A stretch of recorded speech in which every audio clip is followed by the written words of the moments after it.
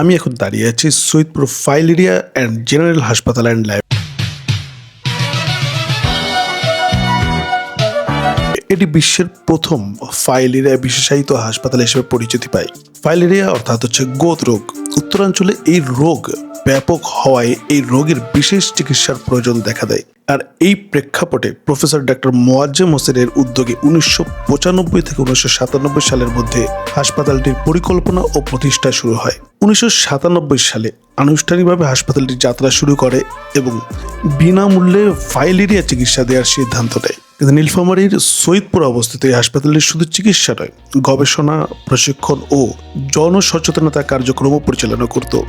Japan সরকার, কানাডার সিআইডিএ এবং বাংলাদেশ সরকারের সহযোগিতায় হাসপাতালটি উন্নত অবকাঠামো পায়।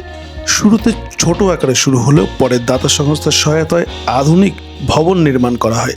এখানে সংক্রামক রোগ চিকিৎসা, ফাইলেরিয়া নিয়ন্ত্রণ, গবেষণা, প্রশিক্ষণ ও টেলিমেডিসিনের সেবাও চালু ছিল। তবে 2012 সালের পরে পরিচালনা কমিটির দ্বন্দ্ব ও অর্থ সংকটের কারণে কার্যক্রম দুর্বল হয়ে পড়ে।